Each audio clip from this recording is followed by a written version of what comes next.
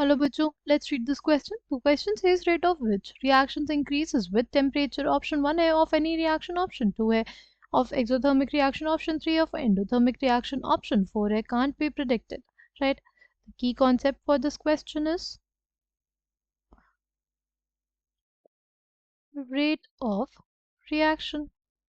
Rate of reaction actually क्या होता है? Rate of reaction is basically the change in concentration of reactant or product with time.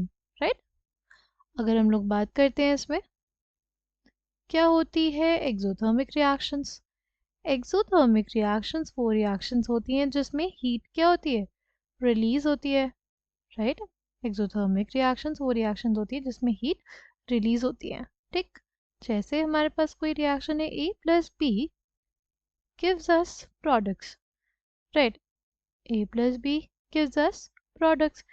Suppose ये हमारे पास एक exothermic reaction थी, यानी इसमें क्या हुई, हीट रिलीज हुई, यानी इसका जो डेल्टा एच हुआ वो नेगेटिव हुआ।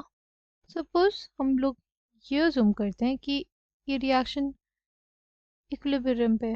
According to Le Chatelier's principle, अगर हम लोग सिस्टम में कोई भी चेंज करेंगे तो system will try to oppose the change. Right, अगर हम लोग टेम्परेचर में इंक्रीज करेंगे तो सिस्टम कुछ ऐसा करेगा कि सिस्टम में इक्विलिब्रियम मेंटेन रहे और बेसिकली वो टेम्परेचर को डिक्रीज करने की कोशिश करेगा। अगर हमने टेम्परेचर बढ़ा दिया तो सिस्टम क्या चाहेगा कि वो टेम्परेचर को कम करे। ठीक, और कम कैसे कर सकता है, कम ऐसे होगा कि रेट ऑफ बैकवर्ड रिएक्शन जो है वो हमारे पास बढ़ जाएगा।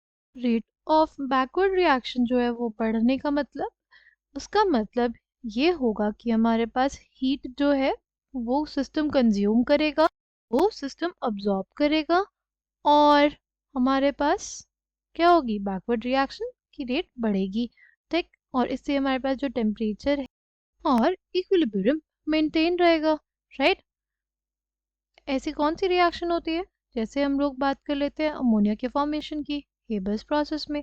हेबर्स प्रोसेस जो होता है ना वो एक एक्सोथर्मिक रिएक्शन होता है, बट वो फेवरेबल होता है हमारे पास लो टेम्परेचर्स पे, बिकॉज हमारे पास अगर टेम्परेचर हमने बढ़ा दिया तो बैकवर्ड रिएक्शन फेवरेबल हो जाएगी। बैकवर्ड रिएक्शन का मतलब अमोनिया का डिकम्पोजिशन फेवरेबल हो जाएगा। राइट, बट हमें तो उसका फॉर्मेशन करना है, इस वजह से टेम्परेचर हम लोग कम रखते हैं। राइट, और नेक्स्ट है हमारे पास एंडोथर्मिक रिएक्शन। एंडोथर्मिक रिएक्शंस में क्या होता है, एंडोथर्मिक रिएक्शंस में बेसिकली हीट क्या होगी, अब्जॉर्ब होगी। हीट क्या होगी, उनमें हीट हमारे पास अब्जॉर्ब होती है। ठीक, अगर हीट अब्जॉर्ब होगी टेम्परेचर बढ़ाने पे क्या होगा, टेम्परेचर बढ़ाने पे रेट ऑफ फॉरवर्ड रिएक्शन क्या होगा, बढ़ जाएगा।